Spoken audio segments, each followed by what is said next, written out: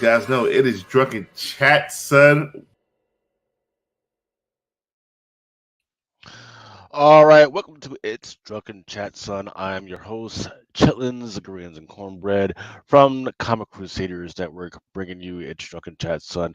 Welcome to all 8 of you that have up with me at 1:38 in the morning. I am sorry that I am late, but actually what I had to do was I actually had to go see that new movie that's out, Dune Part Two, and I'll get to that in a little bit after a while.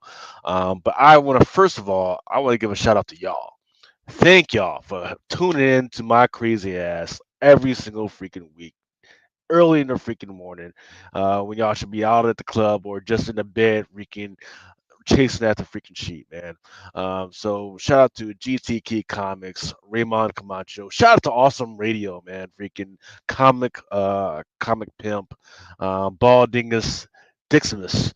Unfortunately, I hope y'all shout this boy out because he had COVID, motherfucking COVID, and he still freaking um, was on the Comic Crusaders Network doing his thing, trying to do an interview with Tony Fleeks, and that was a pretty good interview. We had a lot of fun.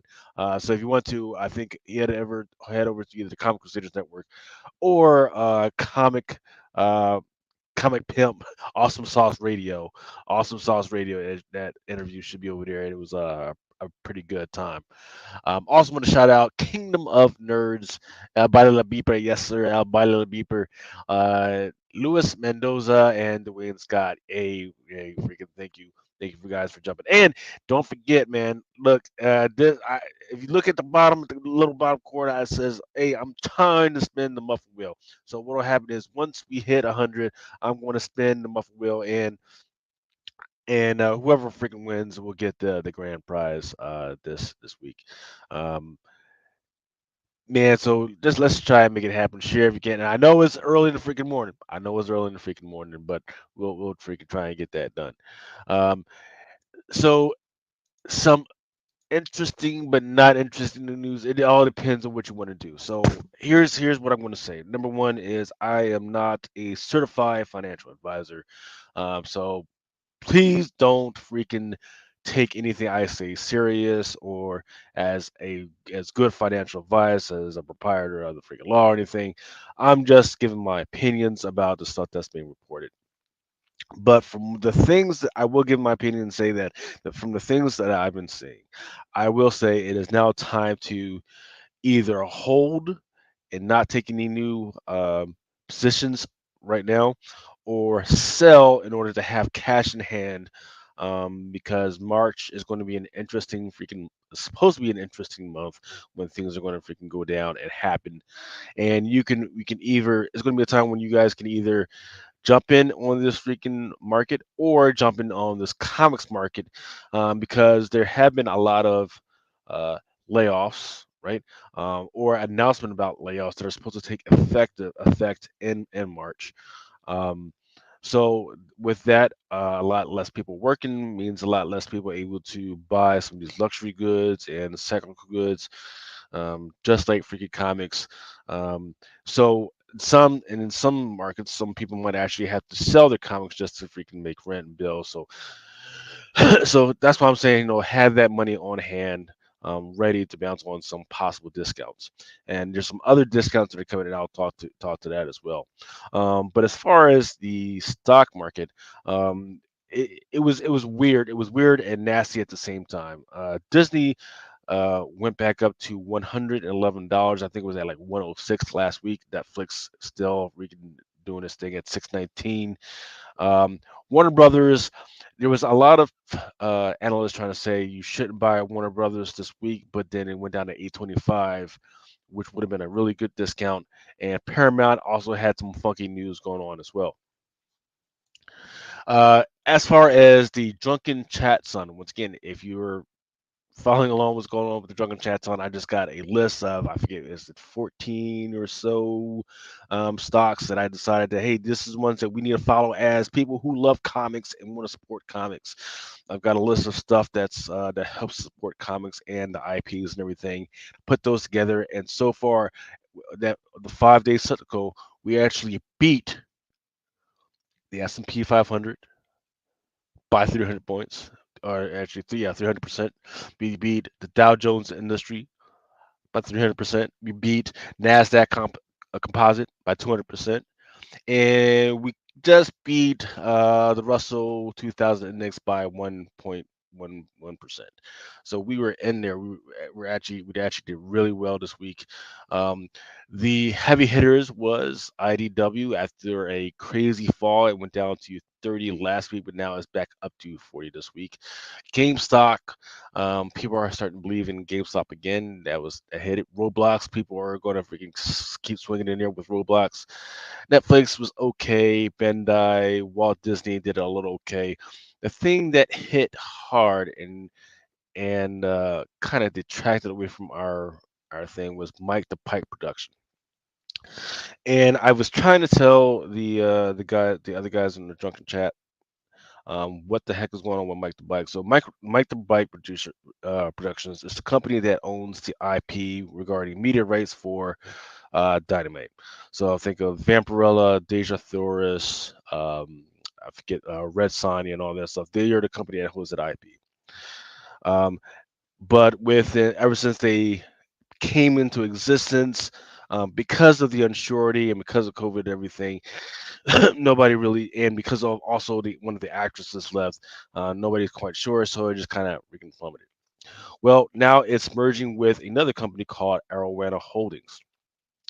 And in fact, back in November, they actually submitted some paperwork to FINRA, so that they could combine with Arrow, do a couple of things. They're going to combine, so they're not going to be Mike the Bright Productions. They're going to be Arowana Holdings. Uh, Number two, they are going to do a buyback program, and within that buyback program, um, they think that it's because it's like 0.00002 cents right now. So when they buy back, it'll raise up to like point one, so it'll raise back up to a cent. When it goes back out to a cent, then it'll be able to get on a higher market for the OCTB. And when it gets on that, then it'll have more visibility for all the markets. So definitely, the money will be coming in. Plus, they're also planning to make some new announcements regarding, um, the new Vampirella movie. They already put some announcements about the Wishbone. It's not the Wishbone, the Wish series and everything. So that's what I'm waiting on. And because it was a little weird, the news was supposed to come out this week, but nothing came out this week. So that's why the investors probably decided to penalize them, say, well, go fuck yourself. We will take our money back until we get some good news from you guys. Hey, what's going on? Rick and Sir Christopher the Great. Freaking thank you for stopping in. You're always giving me some added value. Also, Soft Rick says he should be buying. So I should be he's saying so I should be buying original art to go to this art go to his comic hookers, buying and selling cocaine, Red Bull, and Pizza Hut. Got it. Uh no, you should not do any of that. I would rather you buy or invest in Red Bull, invest in Pizza Hut, and invest in all that, and get the actual stuff, and because tomorrow it could be gone. So, oh, by the way, we are still on week 9 of the strike, of the non-alcohol strike, till Mel comes back on this freaking show. So we are drinking right now. We are drinking the Peroni 0.0, the Nastro Azzurra. Let's see. All right. So that's it for that.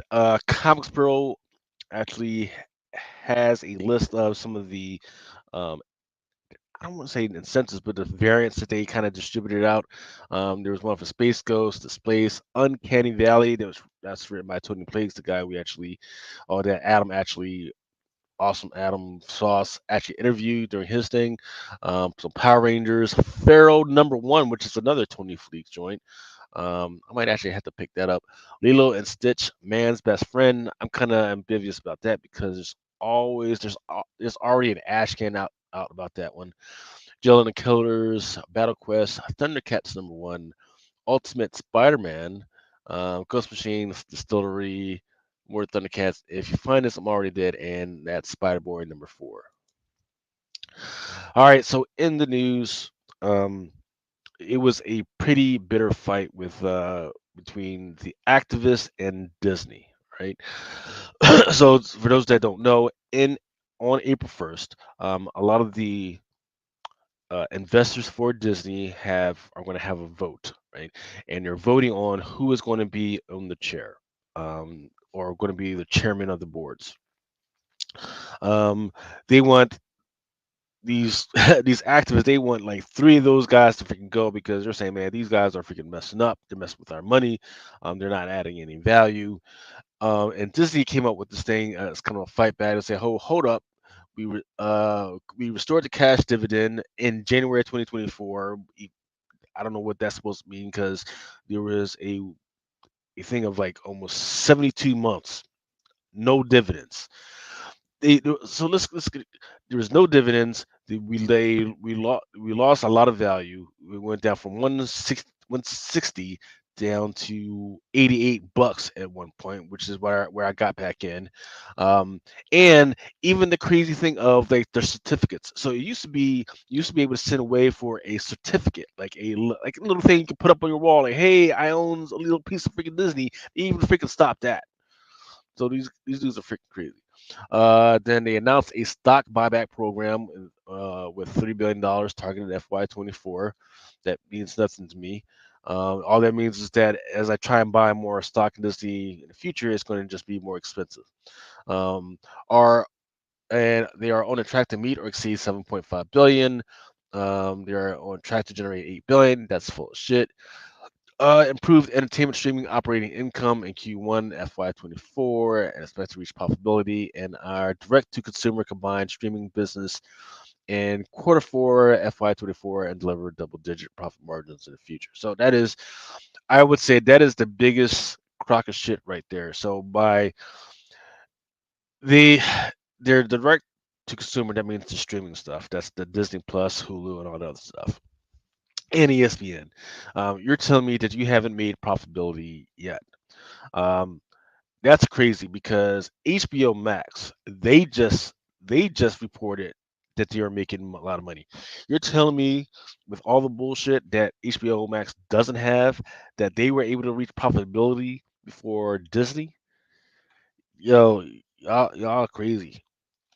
Y'all are crazy. They just absolutely freaking crazy. I can't believe they're freaking trying to pull that off. Um, in the meantime, they're trying to coach the Disney investors um, on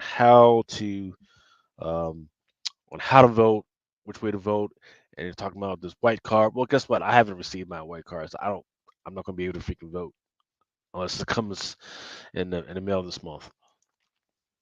HAQ says NVIDIA to the moon. So I want to give a shout out to Brian McClay because he was the one that told everybody about TSMC and NVIDIA 3 years ago. 3 years ago, he told everybody, "Hey, if you're gonna put your money somewhere, put your stuff in freaking microchips." And Nvidia, which was the biggest one, because he was like, "You can't get them anywhere. So they're gonna make money." So shout out to that dude.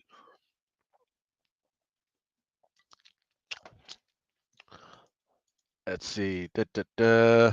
Oh, this is pretty interesting. So Embracer Group is going to sell to Couture Remake Studio and deal worth 500 mil. So for those that don't know, Embracer Group, that is the group that holds the IP for um, Dark Horse.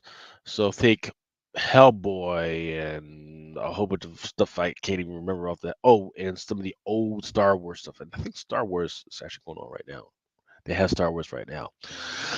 So Saber Interactive, one of Embracer Group's largest development houses, will reportedly be sold off in a transaction worth 500 million. The company, which itself comprises more than 20 studios, will be sold to private investors after the deal closes. Now, this will be the last action from Embracer in its huge restructuring plan, and this all comes from a new report from Bloomberg. Now, the catalog for this company includes World War Z Aftermath, The Evil Dead, the game, SnowRunner, and established titles like Teardown and Redout. It currently has several announced projects such as Jurassic Park Survival, John Carpenter's Toxic Commando, Warhammer 40K, Space Marine, and perhaps most notably Star Wars Knight of the Old Republic remake. Now, the hotly anticipated but beleaguered PS5 title is still alive. So it looks like that's the thing. So so I have no idea how that's going to affect the comic world, but it definitely looks like a lot of these IPs. Um, it's going to be in peril because once you start merging stuff, you're going to have to get rid of a whole bunch of people just to make the bills paid. Next is Disney activists are saying that the studio should embrace the AI to create characters and improve the parks. Um, so Blackwell's Capital, which is one of the activists, is saying a technology vision uh, that Disney should have a technology vision, um, and has asked the studio to take advances in artificial intelligence seriously. And it's going to be a fight that's going to happen. Oh, they're now saying that the annual meeting is set for April 3rd. Disney should be dominating fields of spatial computing and AI, artificial intelligence. Few companies have the potential of Disney to synthesize these revolutionary technologies and relate them to the customers with the impact and return on investment that Disney can. Spatial computing has far more relevance to Disney than it does to either Apple or Meta, and it set a vision for the future of technology at Disney, released Monday. But the problem is that Disney's board said that it was continuing with cost-cutting measures with a target of 7.5 billion in savings by the end of fiscal 2024, and by the fourth quarter of that year, the studio expects to reach profitability in its combined streaming TV platforms. So, but in the meantime, Blackwell's Capital in a February 6th proxy statement in a white paper proposed Disney consider spinning off its real estate holdings, including presumably Disney World and Disneyland, into a REIT, which is a real estate investment strategy, which it could leverage for cash and invest more heavily in virtual and augmented reality.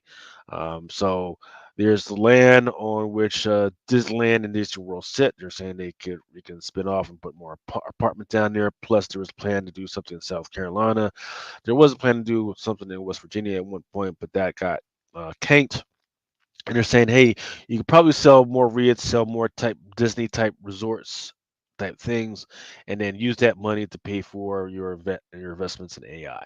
So but that is not as sexy as what the board has on the table right now, such as buybacks, dividends, and buying Fortnite.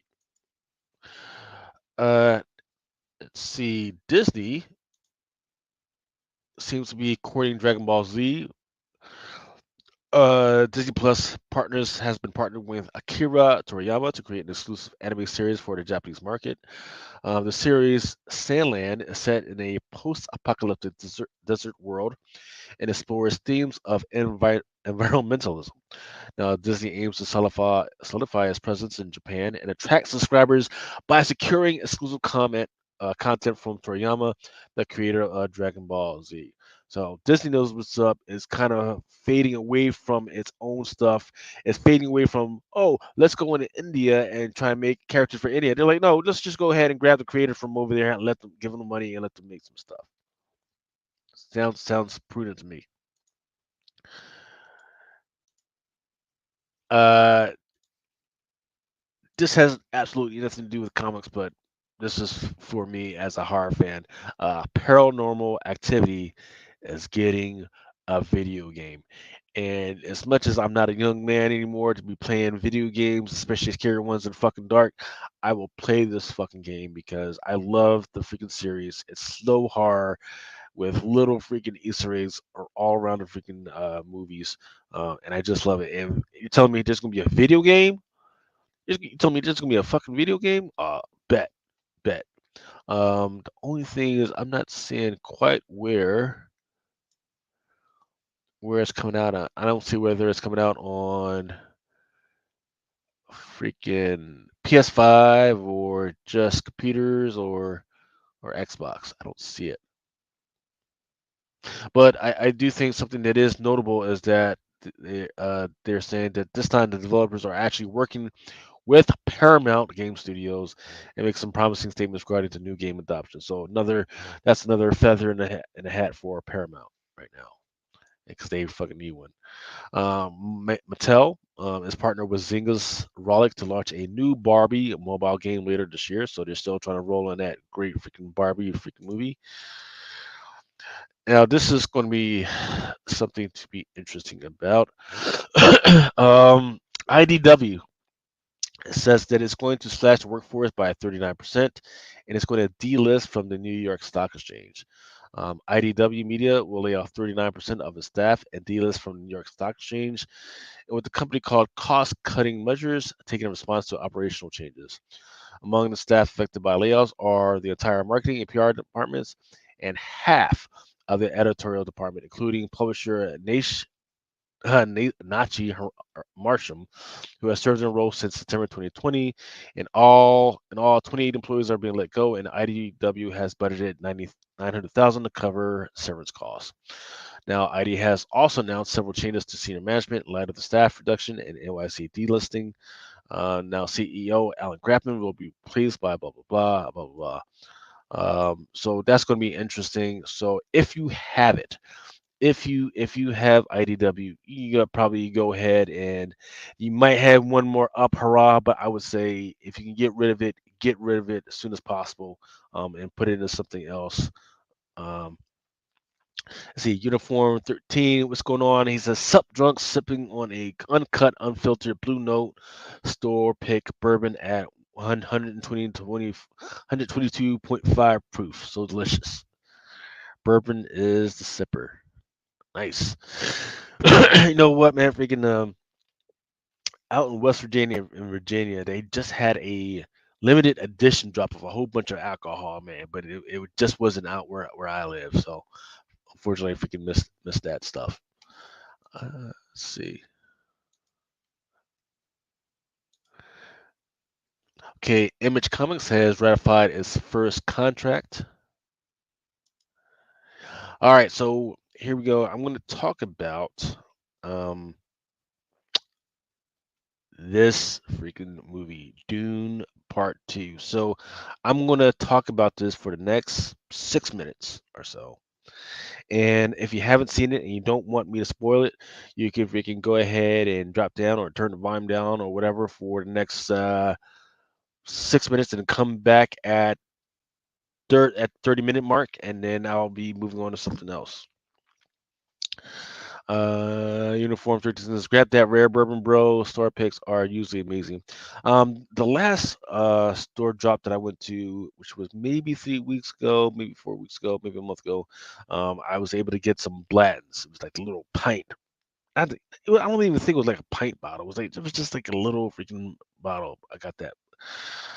Um, Dune, the only worth movie going. Well, I'll say this. Excuse me. Um, Make sure before you go see this movie that you go back and watch the first one again. Because when you go into the second one, they kind of roll right through it, but some of the stuff that people kind of remember, they don't roll through it, right? They needed to get you more into like, hey, who died? Why aren't certain people inside of the thing inside the movie anymore? They kind of really needed to do that. So before you go see this movie, try and take a couple of hours. If you can, if you can go back and watch the first one, um, because that was a complaint from my wife. Um, I will say also, if you are planning to take your kids, make sure that they're at least 13, because even though and I made sure I read some of the articles about, hey, is it appropriate for kids? And they were like, oh yeah, it's great, it's they're fucking kissing and everything. Well, some of them are kissing and after freaking coitus, man. So it's like it's not the fucking same, freaking.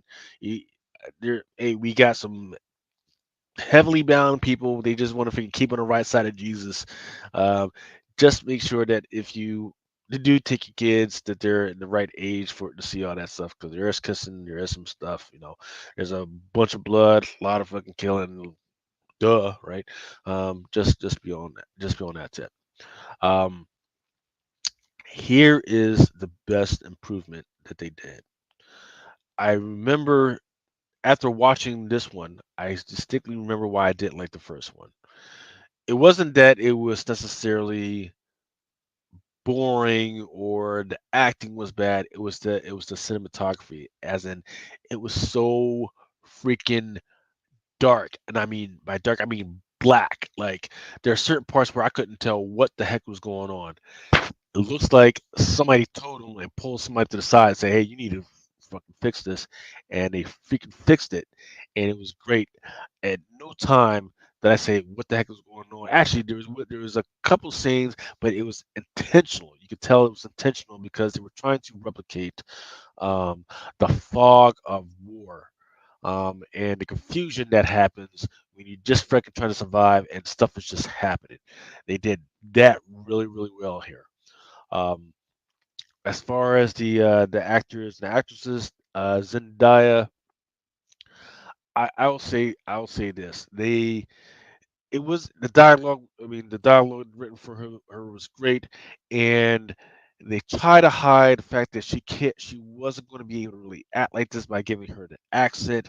But the problem is sometimes the accent dropped off, and some of it was also covered up by the harsh environment, like you're breathing hard, and she's just trying to deliver her lines, and because of that harsh environment, she was delivering those lines perfectly. But some of those other points where it was just a one-on-one, it was kind of awkward, and the accents kind of dropped all the freaking time. They probably could have did maybe like a dub over or a voiceover or whatever it's called, to combat that, but they didn't. They decided to just let her just drop the whole freaking accent thing and just go with it. So that was a little weird. Um, the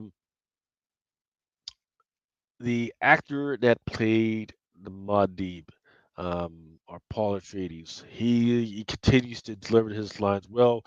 He continues to be the petulant little shit from the first one. He hasn't learned a goddamn thing. Um, yeah, uniforms is awesome rewatch anyways. Yeah, for sure. Yeah, especially if you're going with somebody else and they're not into that stuff. Yeah, especially if it's your wife or girlfriend. Yeah, definitely freaking have them watch at least maybe like the first hour, hour and a half or something, so they're reacquainted with who these people are. But yeah, Paul Atreides, he continues to do his thing, continues to be the petulant little shit, continues to make you reshape my freaking fist at the freaking screen like, hey, what the fuck are you doing? Everything. Some of the other characters that pop up, absolutely great.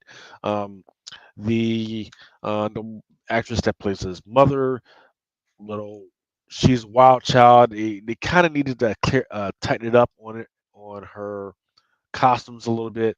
Um, but the way they started dropping some of the information that was going to make you drop your jaw, I could see people are either going to love it or like it. I was okay with it. I was like, oh, at least they freaking got to that point.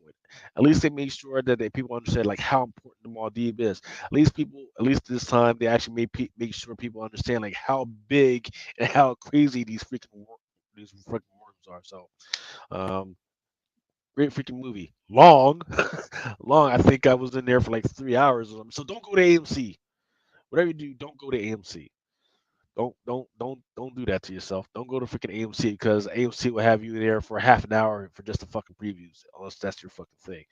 Um, and then because you go to AMC, you'll be in there for half an hour for the previews, and then you still got what, another 166 minutes of actual movie to see before you go get into this freaking thing. Um, his kids are staying home, and he's gonna watch it with them when they're 13 or so.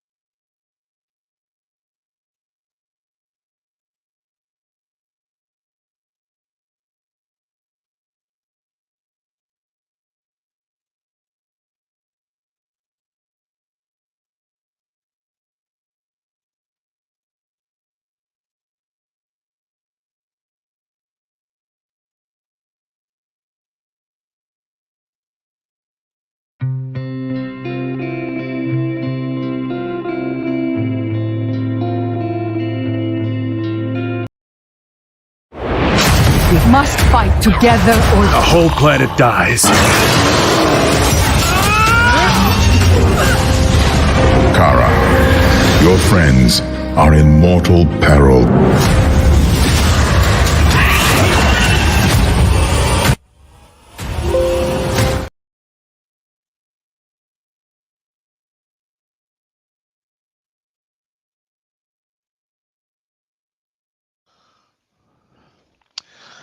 All right, here we go.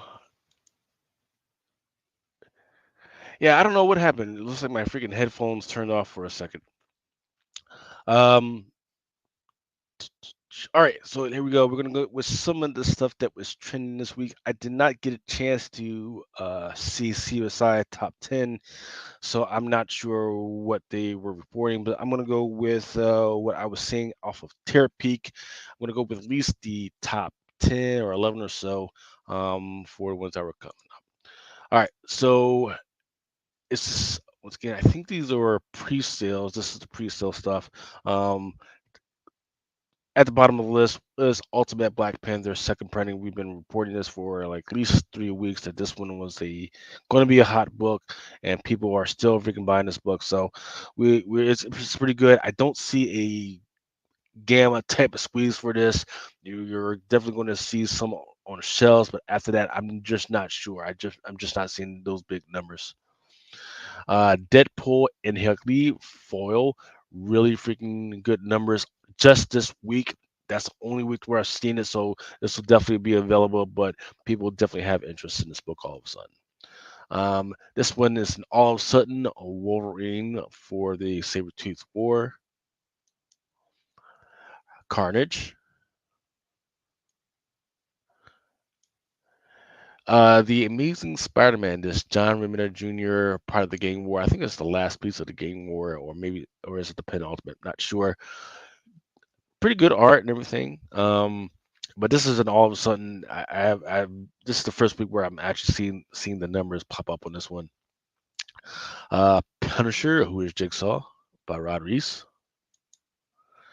This giant size Fantastic Four. And Ultimate X-Men, the Peach Momoko. It's going to be first in story of Maystorm. And this one kind of came out of nowhere. I think it was by the end of last week and all this week. This one has definitely got some interesting numbers. This Edge of Spider-Verse. So there you have it. Edge of Spider-Verse popping it out was at 48 with some really strong numbers. Ultimate X-Men number one. Ultimate X-Men number 140. Coming out with 42. And that foil for Deadpool number 1 and that Ultimate Black Panther number 1 at the bottom. Those are the strongest ones that I think that'll have some numbers this week. All right, here we go with some of the new releases. These are the ones that came out this past week. This Dead X-Men number 2, Sabretooth War Wolverine number 41. This one was a second print. I'm not seeing really strong numbers on eBay, but I have seen that this is kind of sold out at some of the distributor level. Savage Dragon 268. Once again, this is one that's sold out. And this is a cover A. There is a cover B that looks like this, that looks just like this one, but it's like a kind of a retro thing. But yeah, sold out at the distributor level. Army of Darkness. There is a foil. I think this one was written by Tony Fleeks. This is your Arthur Sudan. Beneath the Trees, Where Nobody Sees, issue number 1, third print. Adventures Twilight, second print for book 1.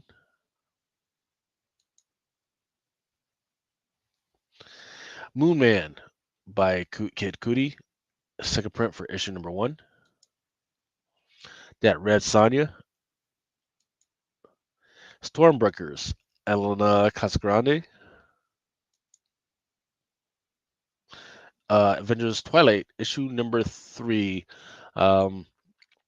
This is the first one, not necessarily the first appearance, but this is the first one where Tony Stark's son actually puts on the freaking costume. And Thrawn Alliances issue number 2. All right, before we get into let's go ahead and get straight into some of the FOC. We're flying today. All right, so BK3, the trade paperback, Adventures of the Gummy Bears. I'll have to look into that one.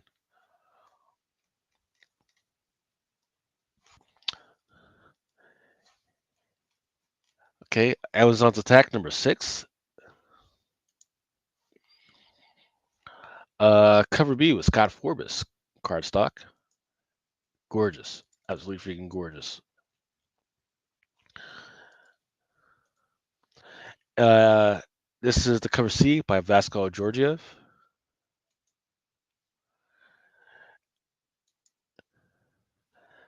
Barda trade paperback. Actually, let me download this because there's actually a preview. I need to take a look at that. This one is Batman. City of Tomorrow. Yep, Batman. Now, actually, that was Batman Dark Age number 1. This one is Dark Age number 1, cover B, Yannick Paquette. This one is Frank Quietly. 1 in 25 by Michael Allred.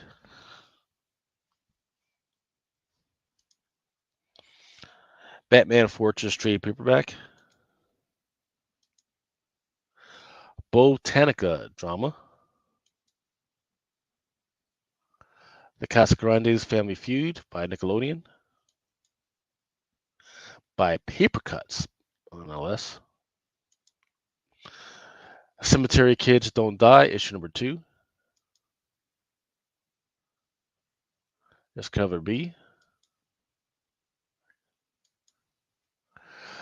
DC Pride, Better Together, hard copy.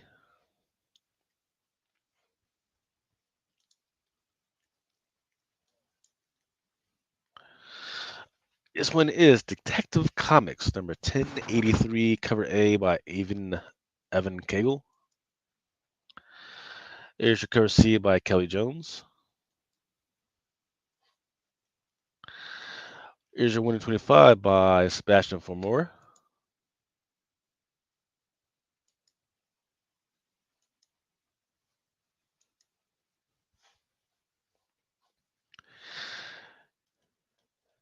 See some type of flash book, but I don't have it. Oh, nope, it is cover A for Flash number 7, Ramon Perez.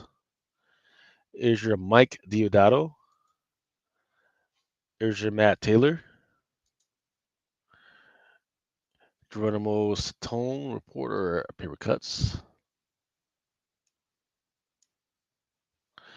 Here's your Green Arrow, Sean Isaacsi. Jorge Fortes. Harley Quinn. Sweeney Boo.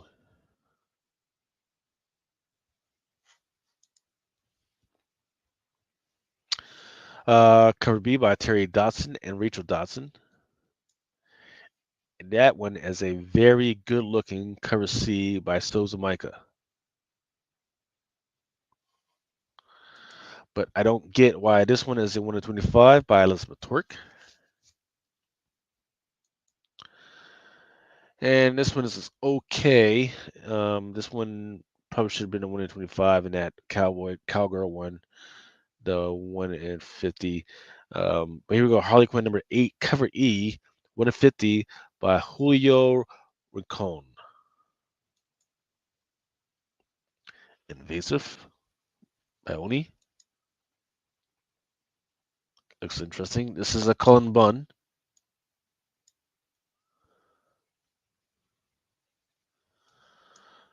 Covers look good. So also by Oni Press, Jill and the Killers number 3.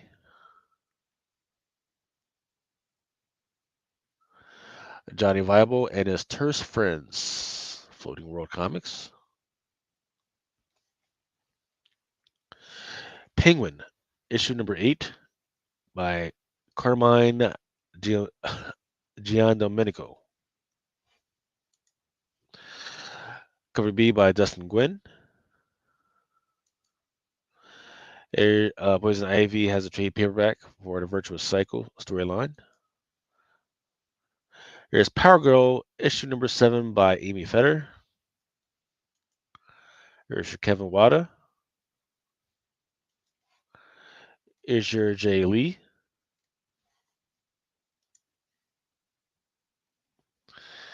There is your 125 by John Bogdanov.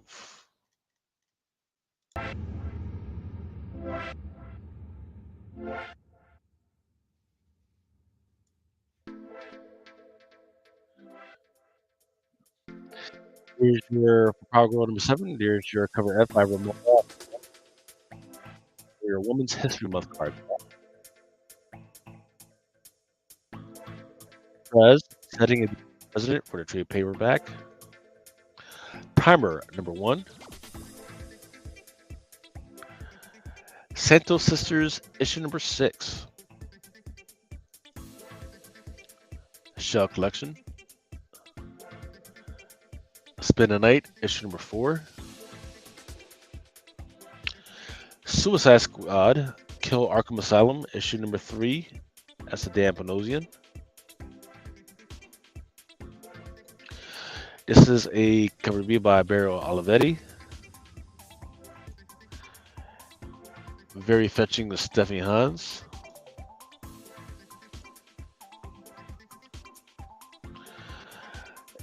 There's a trade paperback for They're Chained.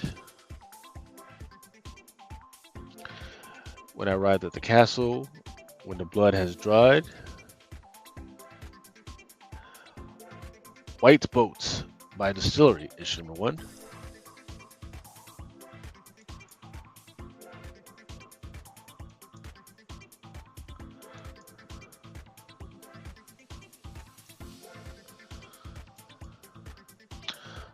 The Call number 1, The Dead Lucky by Image.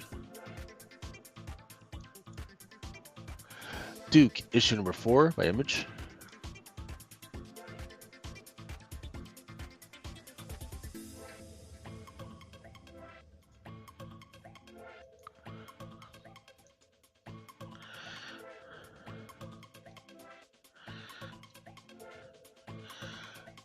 Trying to see.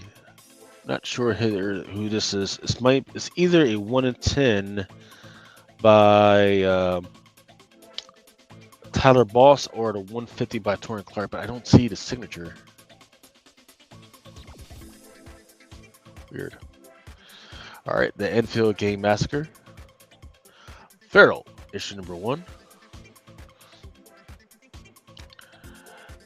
Here's your cover B by Trish Foster. Here's your blank sketch. Here's a 1 in 10 by Trish Forster. Here's your Sweeney Boo. Another Trish Forster, 1 in 50. And then this one has almost all the cats that are going to be in this book on there, and then 1 in 100.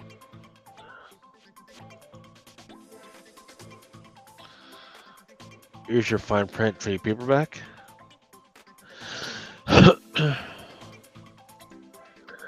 Capterra. Philadelphia. And here's your Savage Dragon in Philadelphia. Here's your black and white. Francesca Mattina for King Spawn, number 32. And then here's your Javi Fernandez. And we actually talked to Tony Fleeks about this on the show. Local Man, Bad Girls, one shot. Apparently, it's about the girls that are involved in the story of Local Man. Each of them is going to get, or inside the one shot is going to tell these stories about their lives and where they came from and how they came to be and everything. So I was like, "Yep, that's great." But these covers are absolutely, those are pretty good. Especially this one with old girl holding a bagel in one hand and a bloody knife in the other one, and she's just wearing a An apron and nothing under the apron. Yeah.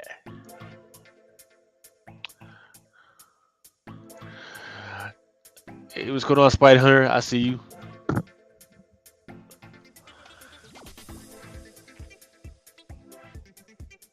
Let's see, let me make sure.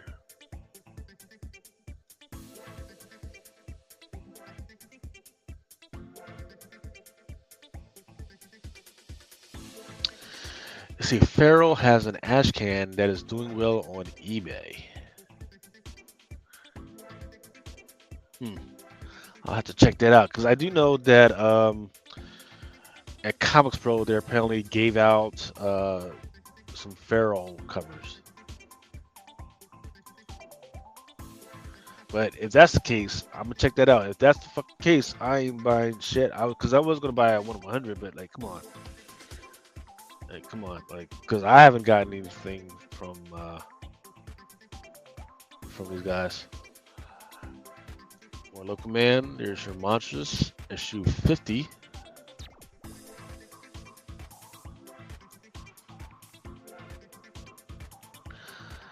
Yep, all of these are by Sana Takada.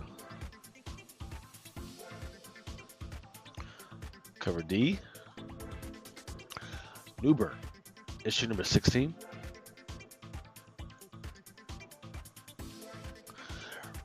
Radiant Black. And this got me up to Radiant Black, but I don't want people to forget that there is a Sam and Twitch Case Files number 1, cover A, and there's cover B by Todd McFarlane.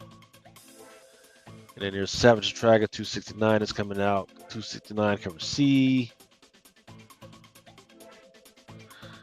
Six Fingers number 2 is going to be on FOC. And Void Rivals number 2 was on the 6th print, and the number 6 is on the 3rd print. Oh, here we go. Yep, there's your Sam and Twitch. Here's 269 for Savage Dragon. Schlub. Scrapper.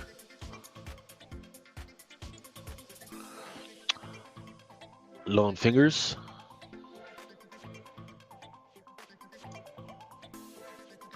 Spawn 352. Scorch number 28.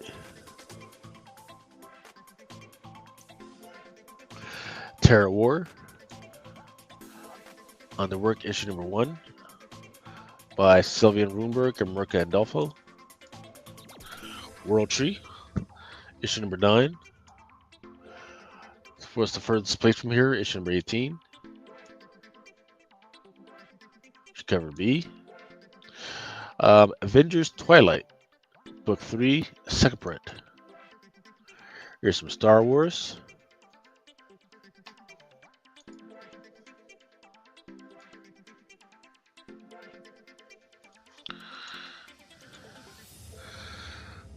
It's a nice strong cover.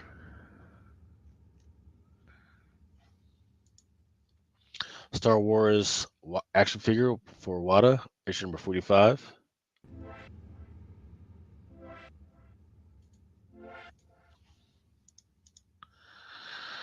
Issue number 45, there's a Luke Skywalker and Rey cover.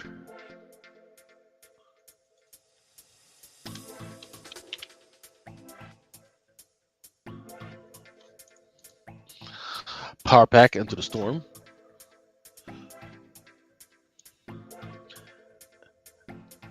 Pretty good X-Men cover.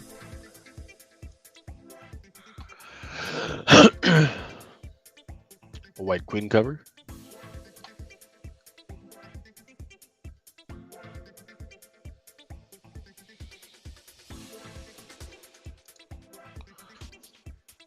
Storm.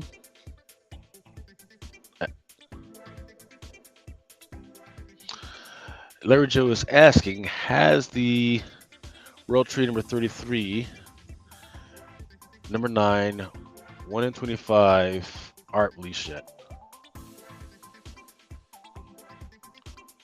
Let's see.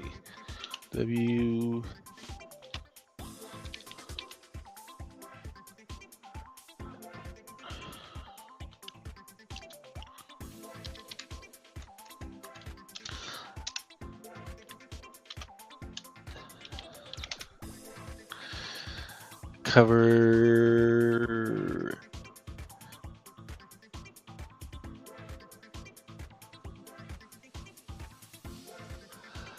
Well, I'm looking at it on Diamond and they don't have it. So let's go to the source at Lunar.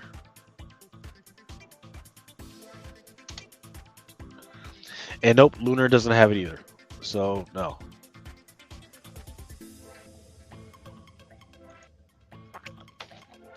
Spidey Hunter is asking who reads Power Pack. Well, I know Comics Perspective reads it, and I was reading it too. Because there was definitely signs that they were going to make Power Pack thing, that they were going to give them a series, but it just never came out.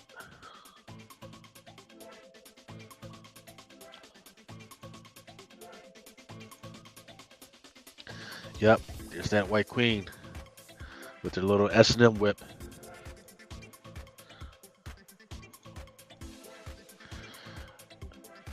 X-Men 33.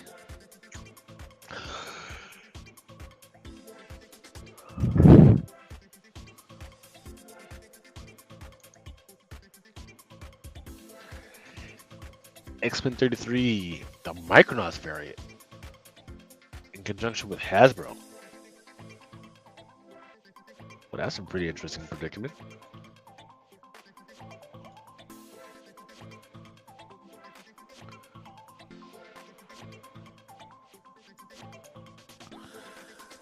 Here's some Venom. Let's see, why is it like that?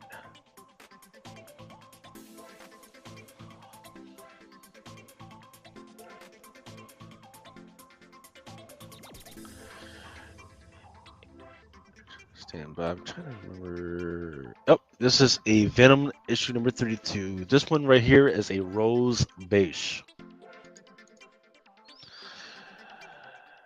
There's your Venom number, another Venom number 32.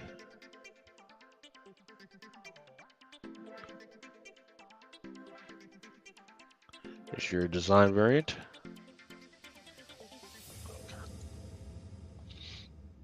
Here's your 1 in 25 by Ryan Stegman.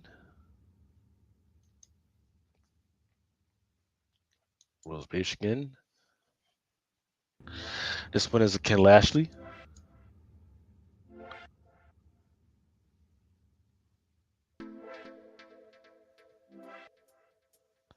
There we go.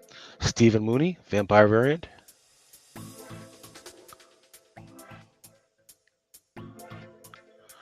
Looks like it's another Micronauts variant.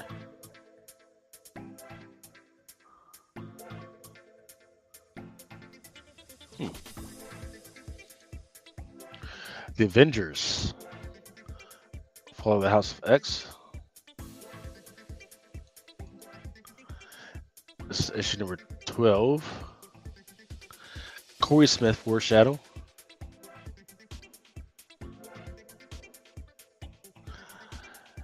This one is your Pete Woods, Vampire. This is your Lucas Wernick, Stormbreakers.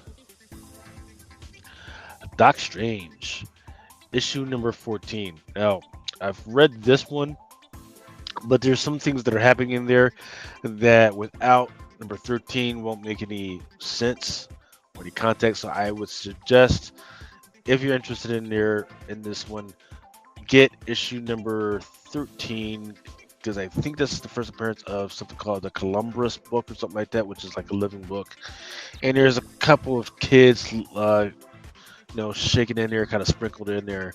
So it's kind of interesting the direction that you're going with this one.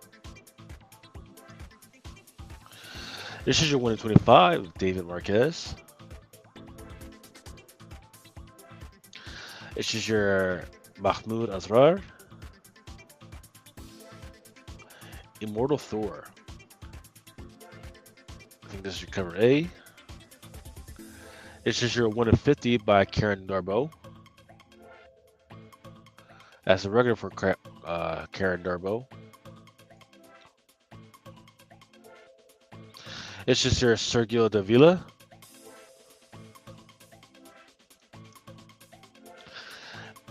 And this one is a Nick Bradshaw. All right, Star Wars: The High Republic.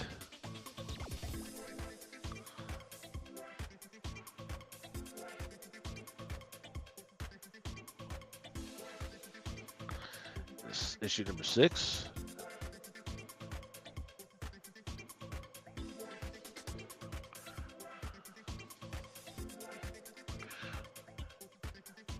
I think this is 1 in 25. I think I can't tell the difference on the freaking thing. But I can tell you that there is a 1 in 25 by Dustin Nguyen, and there's a regular by David Lopez, and there's also a Master Apprentice variant. And that's probably it right there. Yep, the Master Apprentice variant. Captain America.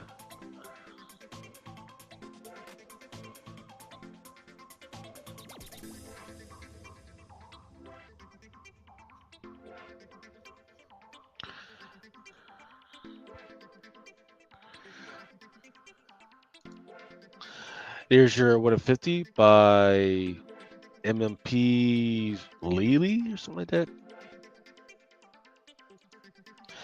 There's your David Jardine Vampire variant. Aliens. Black, White, and Blood, number 3. I'm gonna tell you, man, Regan, this Alien Black, White, and Blood has been pretty good. This one has topped a lot of these other Black, White, and Bloods, second only to the Darth Vader Black, White, or was it the Darth Vader Red, White, and Blood, or something like that. And this one is your 125 by Jonas Scarf. It's your Apollo Sakura. Sensational She-Hulk. Issue number 7. 1 in 25 by David Nakayama. And here's your Betsy Cola Vampire. Getting some Moon Knight on FOC this week.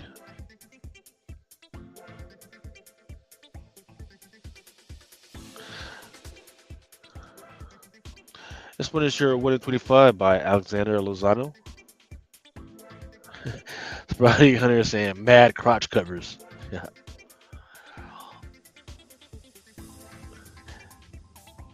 And this one, I believe, is a 1 in 25 by Elizabeth Twerk. Oh, it's not a 1 in 25. It's just an open order Elizabeth Twerk. Jonas Scarf. Edge of Spider-Verse.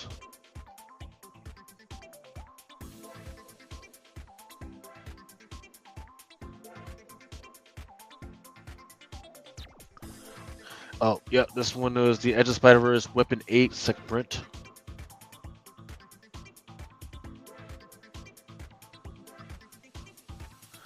Spider-Man Shadow of the Green Goblin. Cover A. Here's your 1 in 100 Hidden Gem. 1 in 25 Alex Maleev. Then here's your regular order.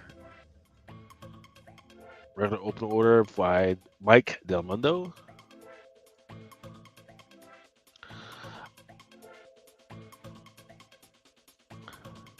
There's your Green Goblin number 1. Green blank. Planet of the Apes. Mortal Terror. Issue number 3.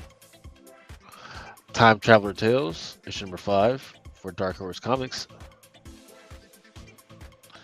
Star Wars: The High Republic.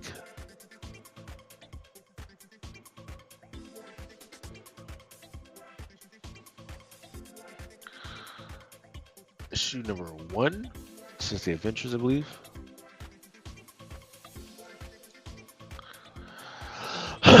Dudley Datsun and the Forever Machine, issue number 1.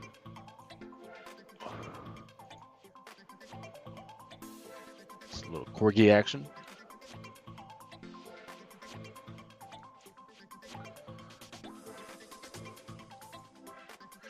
Too many covers. Monsters Are My Business, issue number 1 by Dark Horse Comics, written by Colin Bunn. So in this joint, you got a big dude with a fucking axe, nerdy girl, koala with a chainsaw and some tentacles. Thanks, Pablo. I hope you guys are getting something out of it. I'm going kind of quick because without somebody to here to slow me down, I sometimes go a little quick.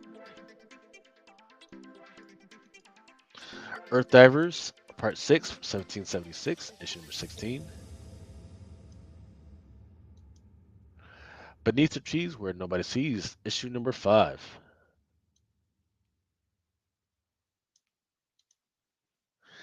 What's going on, Daniel Barry?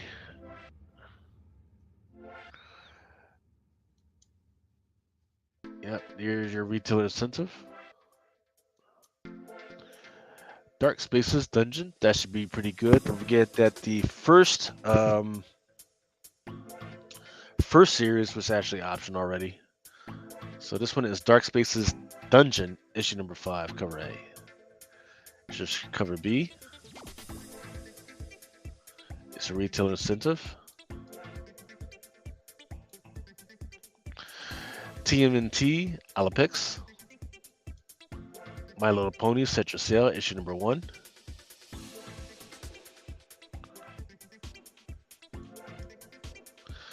Dungeons and Dragons, The Thief of Many Things, one shot. All right, I'm going to take a quick break to spread this out, and then we'll get into the new comic book day for 3/6. Let's see what we got here. Same thing.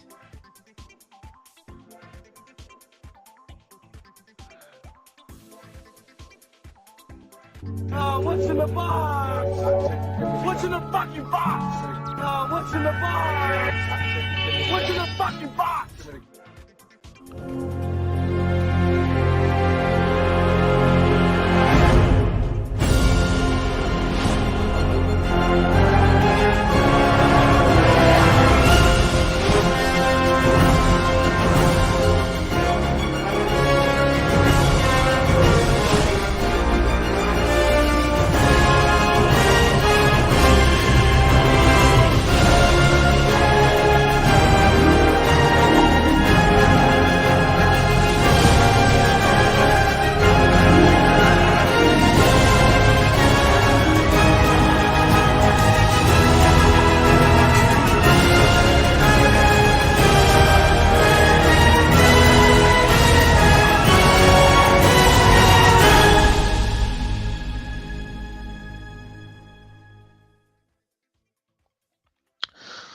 All right, that was Crisis in the Toyverse, another production by Comic Crusaders. So if you ever get a chance, go ahead and check it out. All right, now we are going to get to the last stretch of the show, the new comic book day for March 6th, 2024. Here we go, starting in the with Thanos, issue number 4. This one is a Craig and Till Hildebrandt. For DC, issue number 142 of Batman the Joker Part Year 1. Birds of Prey. This one is a Pablo Villalobos. Birds of Prey, issue number 7, a Sozo Micah. Neil Before Zod. I had seen some stores had sold out, but then they got some more back. So we're going to see what's going on with the numbers here as they actually arrive. And then this one is just pretty damn wicked one. Lucio Perillo does a Neil Before Zod, issue number 3. The Batman and the First Night, kind of an old Pulp Fiction-y type cover. Maria Levitt's Crave, issue number 4. Using the cards, The Fool. Star Wars The High Republic, Volume 3, issue number 4, cover F. This one was an incentive by Miko Soyan, Connecting Virgin. I'm already starting to see some of these stores sell out. Doc Strange, issue number 13. This is coming out this week. There is, I think it's the first person. I think it's called the Columbro. So it's gonna be part 1 of the Columbro this week. Captain America. This one is a Torrin Clark. If I'm not mistaken, there's something happening in this book as well. So if you're interested in that thing, go ahead and freaking check it out. And then Ultimate X-Men issue number 1. There's several covers out there, but the numbers that I have seen so far are behind this book, the Peach Momoko cover A. And that's it, ladies and gents. That's all I got for this week. If you guys want something to me to blast something out or look up something, or maybe you guys need help getting acquiring the book, if you could just let me know, or let any of the other Drunken Chat guys know, or if we can just hit up the conversators. I know Adam said he had some other stuff that he was laying up this week, but who knows because he's got COVID. And then I'm going to keep looking through this stuff, and if there's anything new, definitely I'm going to hit up Spidey Hunter and see if he wants to do a freaking show again Saturday night. But usually I've pretty much covered it all, or covered a good measure of stuff. So once again, thank you guys for hanging out with me till almost 3 o'clock in the freaking morning. Jesus, I didn't realize it was getting that late. But yeah, once again, you guys freaking stay safe out there, because I know they pulled out some of these measures for COVID, but people still getting hit. So please stay out there, staying safe, and freaking having fun. Out. Peace. For each man in his time, his pain, until he walks along the beach and sees his future in the water, along the pond within his reach. I haven't needed a world to want. Sometimes men take matters into their own hands. You want answers? I think I'm entitled. You want answers? I want the truth. You can't handle the truth. As you guys know, it is Drunken